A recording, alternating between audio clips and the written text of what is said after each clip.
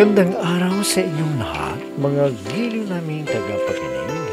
Muli po mga kaibigan, narito na po ang pagpapatuloy at huling yugto ng liham kasaysayan na ipinadala ni Tony dito sa ating dulang Love and Memories.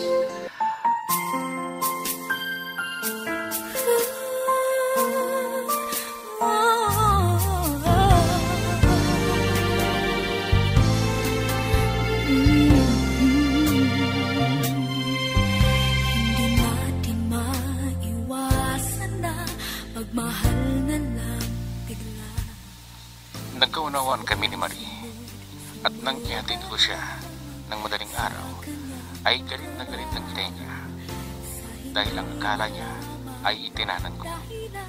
Pero nang marinig niya ang paliwanag ko ay naintindihan niya nga. Minsan ay hindi nakita ni Alex si Marie kaya nagpatulong sa auntie niya. Kaya pinuntahan ako sa aming bahay at kinausap ako para putulin ang relasyon namin ni Marie.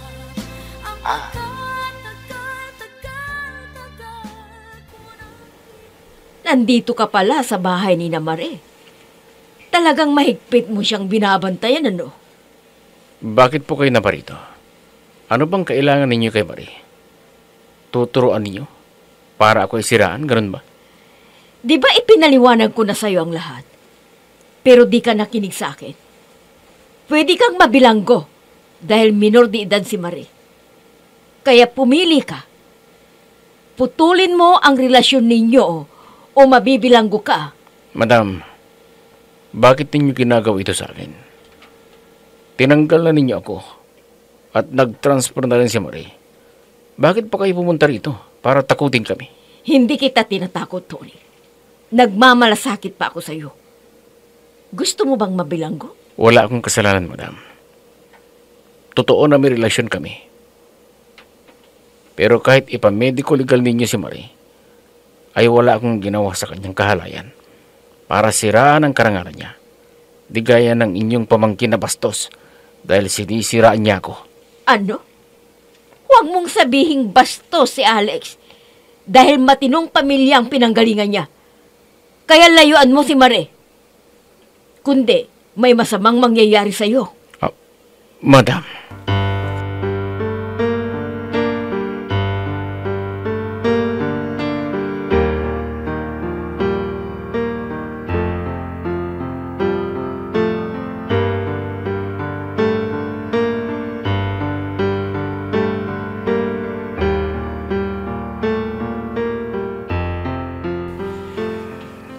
Sino po ba kayo?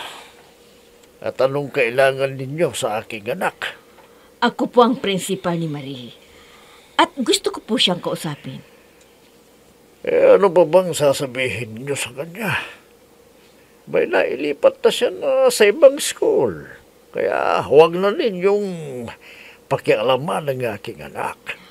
Ang ibig ko lang ipaalam sa inyo ay para sa kapakanan ng anak ninyo. Paano siya makakapagtapos ng pag-aaral kung may maestro na matigas ang ulo na ipinipilit ang sarili sa inyong anak? Anong ibig ninyong sabihin, madam? Kailangan na pagsabihan ninyo si Marie na unahin muna ang pag-aaral niya para sa kanyang magandang kinabukasan. May para ninyo na akong dinidiktahan dyan, madam. Alam ko ho ang dapat namin gawin para sa ikabubuti ng aking anak. Hindi siya iniistorbo ni Sir Tony. Baka hindi ninyo alam. Tinatakot pa ang anak ninyo para lang makuha ang gusto niya.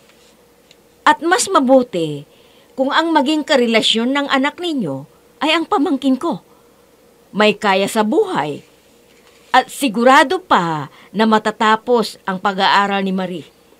Dahil itutuloy din ng pamangkin ko ang pag-aaral niya. At gawing inspirasyon si Marie.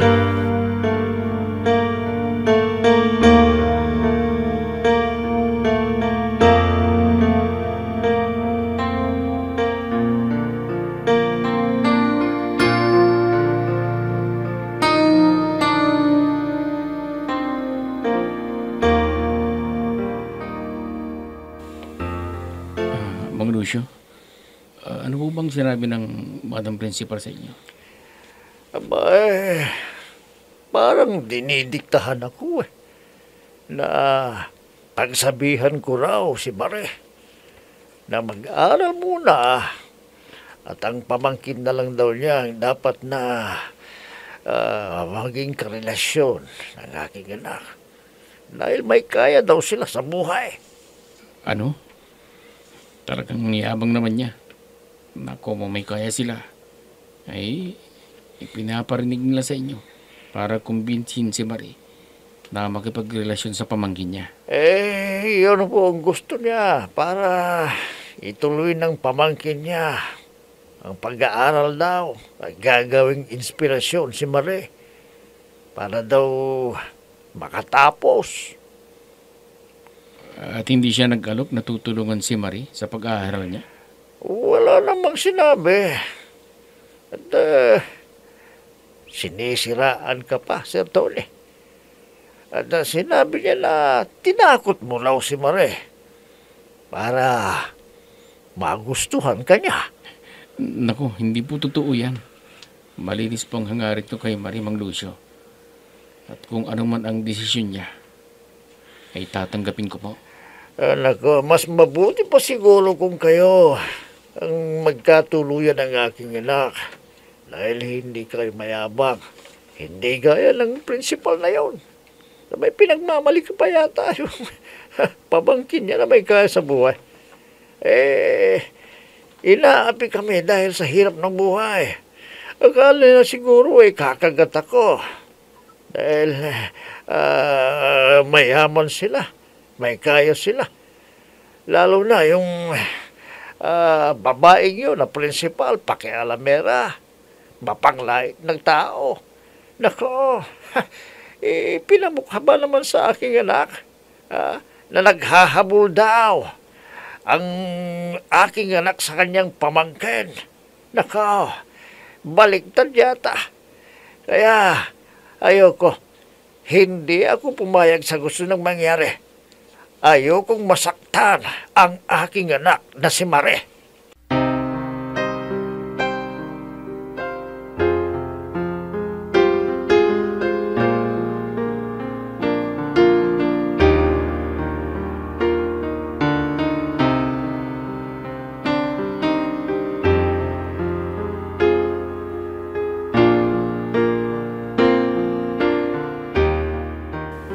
Anong sinabi mo, sir?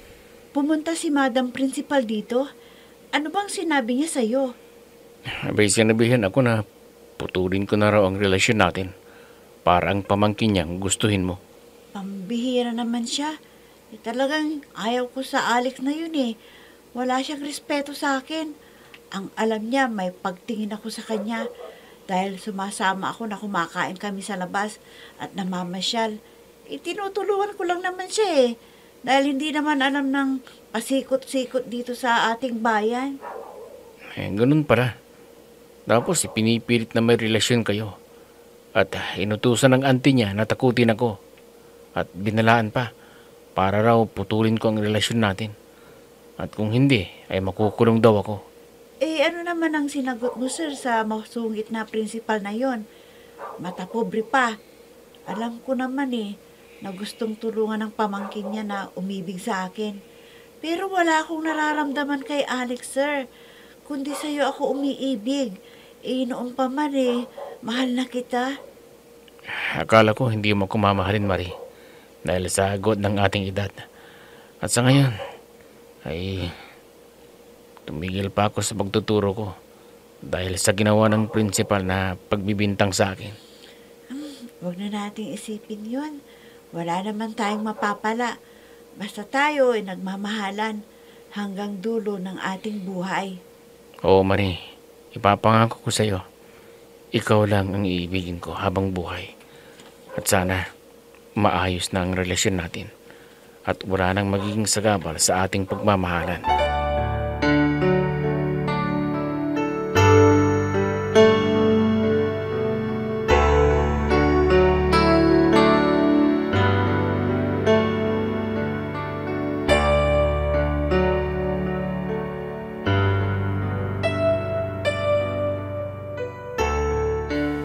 Nako, Alex.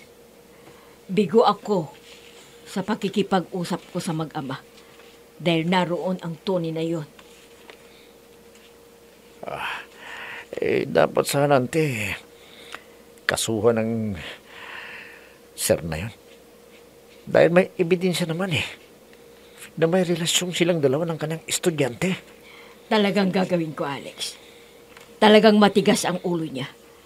Kahit sinabi ko na makukulong siya, ay parang baliwala sa kanya ang sinabi ko. Ano ngayon ang gagawin ninyo, ante? Para makakanti tayo sa bayabang na guro na yon. Talagang bibigyan ko siya ng leksyon.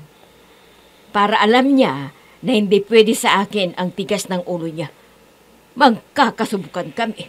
Sige, ante. Ituloy niyo yung plano ninyo para maipakulong niyo siya. Para hindi niya malapitan si Marie. Sana, kinausap din ninyo ang ama ni Marie at binigyan niyo ng pera para pumayag sa gusto ninyo. Sa susunod na pagpunta ko ron, nandun kasi si Tony. Kaya hindi pwede na makita na nagbibigay ako ng pera. Ganun po ba, ante? Sige ho. Kaya ako bahala kung ano dapat gawin para hindi na makita ni Marie ang guro na yon at masolo ko na ang pagmamahal ko kay Marie.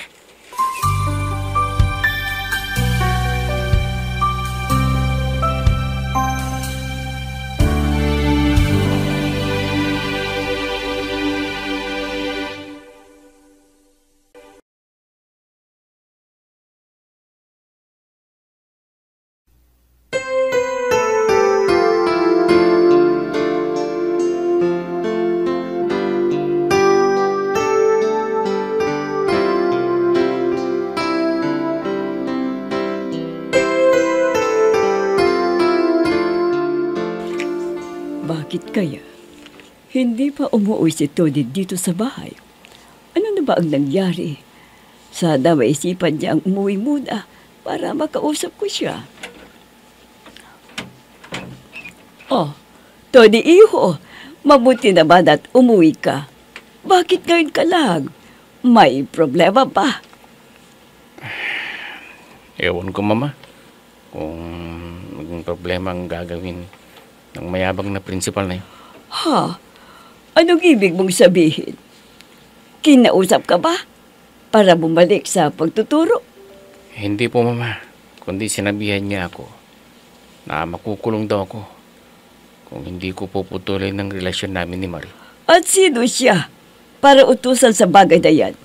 Hindi naman siya ang magulang ni Marie. Oo nga po, Mama. Akala niya matatakot ako sa banta niya. Nakakasuhan at makukulong dahil minor de edad si Marie at pinilit na magkaroon ng relasyon. Ang tarantadang principal na yun. Talagang ginagamit ang posisyon para pumayag ka lang sa gusto nilang magtiyahit. Oo nga po, Mama. Pero hindi ako papayag dahil wala silang ebidensya. Huwag kang pasisindak sa babaeng yun.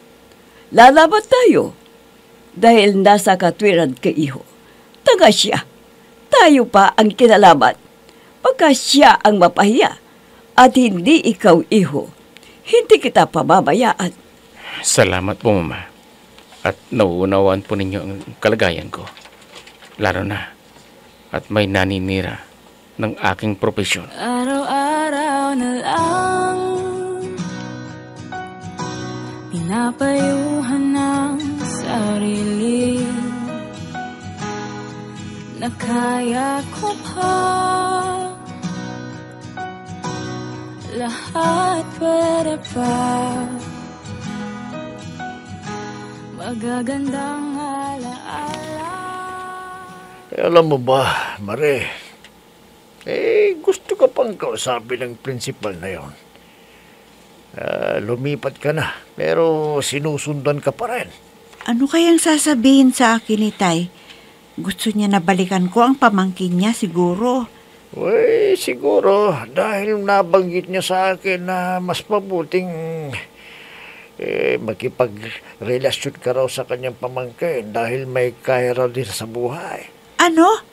Ipinagyayabang na may kayang pamangkin para patulan ko? Sigurado yun. Ang gusto niya. Siyempre, kung siya yung pipiliin mo, maganda raw ang kinabukasan mo sa kanya. Dahil may pagpapatuloy mo daw ang pag-aaral mo. Ganon din ang pamangkin niya. Ipagpapatuloy din daw ang pag-aaral at gagawin kanyang inspirasyon. Ang problema nga, Itay, wala naman akong pagtingin sa Alex na yon. Hindi naman pwedeng pilitin ko ang sarili ko, kahit hindi ko siya mahal. Kaya mo na lang siya. Total, bata pa naman yun. Madali rin siyang makalimot siguro, kaya huwag kang mag-alala. Ang isipin mo, anak, yung sarili mo. Huwag yung ibang tao dahil alam nila ang kanilang gagawin. Siguro naman kahit papano maghihilom yung nasugatan na puso. Ay, sana nga po, Itay. Hindi siya makapag-isip ng masama laban sa akin para hindi ako mapahamak. Hindi bali, Itay. Sasabihin ko kay Sir Tony ang bagay na to, kung ano ang dapat kong gawin. Minsan ng isang simpleng ngiti ay mayroong dala, isang tapat na hangarin at pangakong dakila. Hindi man ito pinapansin, minsa'y babalik. Ante, pinauwi na ako nila papa at mama. Kinausap nila ako. At gusto nilang makauwi na rin. O makabawi sa kanilang pagkukulang sa akin. Ganun ba? Mabuti naman at nakapag-isip ka para sa iyong sarili. Marami ka pang makikilala na mas higit kay Marie. At alam mo, hindi siya bagay sa'yo. Baka hindi na rin makatapos sa kolehiyo yun dahil mahirap ang buhay nila. Sana nga ho, ante. Mahanap ko na yung babaeng mas karapat-dapat sa akin. At hindi ang kagaya ng babaeng yan. Baka hindi rin siya magusto ni na papat mama Tama ka, Alex. Kaya kalimutan mo na siya. Sa bagay, kayang-kaya mong gawin yan. Lalaki ka, Alex. Hindi mo dapat paghinayangan ang tulad ni Marie, na hindi niya alam pumili nang magbibigay ng ginhawa sa kanya. Alam nyo, baka ginamit lang niya ako Kaya nakakatikim siya ng pagkain na hindi niya nakakain doon sa kanila. Dahil inililibre ko siya. Sabi ko na nga ba na sinamantala niya na naluloko ka sa kanya. Mabuti at maaga mong nakilates ang tunay niyang ugali. At hindi mo siya dapat pagtiwalaan.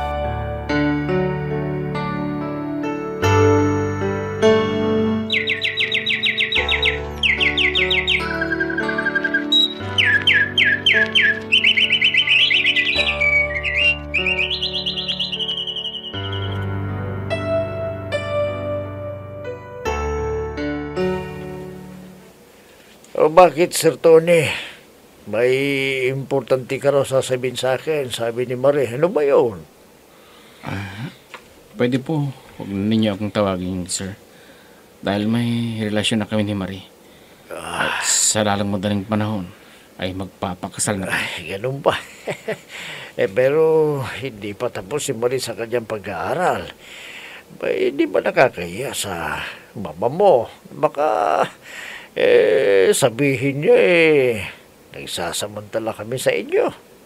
Naiintindihan naman po ni Mama. Kahit sino na piliin kong mahalin, hindi po siya hahadlang. Sana nga huwag nang bumalik dito ang mayabang na lalaking yun. Dahil wala naman siya magagawa At tamang-tama, nakapagdibo na rin si Marie. Kaya magiging legal na ang pagpapakasal namin. Naku, Tony, alam mo ngayon ay hindi na ako mangangamba na magmahal ka pa ng iba dahil ako lang ang iyong pakakasalan. Oo, Marie. Mahal kita. At hindi na ako iibig pa sa ibang babae. Dahil ikaw lang ang mamahalin ko habang buhay. Oh, Tony, mahal na mahal din kita. Mahal din kita, Mari. Mahal na mahal kita. Andito pa ako, ha? Ay, palisin niyo muna ako bago kayo maghalikan o maglabing-labing na dalawa niyan.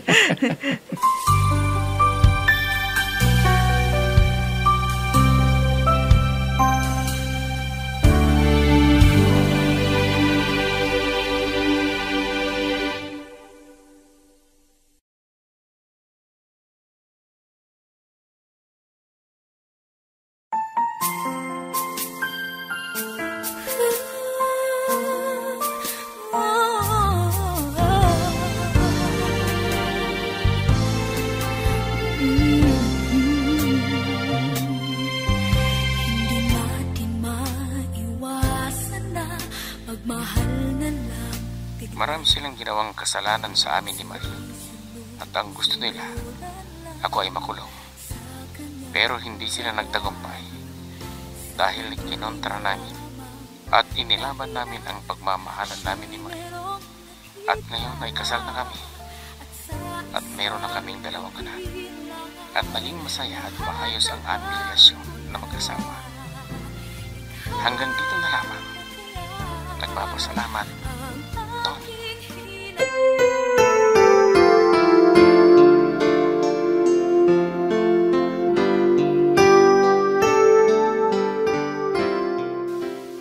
Diyan na po nagtatapos, mga kaibigan, ang liham kasaysayan na ipinadala ni Tony. At naway, kinapulutan ninyo ng aral sa buhay ang kanyang ipinadalang kasaysayan. Hanggang sa muli, mga kaibigan, muli po namin kayo iniimbitahan at pakinggan ang bago naming isa sa dula dito pa rin sa ating dula. Love and Memories. Mga nagbibigay buhay sa ating dula ay sina Mayra Abrihal Narnola, Susan Malikdem, Robert de Guzman, Yehuda Ismael, Eva Alcoriza, Jun Cabato, Ami Diaz, at si Oscar Ora. Technical supervision at musika ni Oscar Ora. Nilapatan ng tunog ni Robert de Guzman.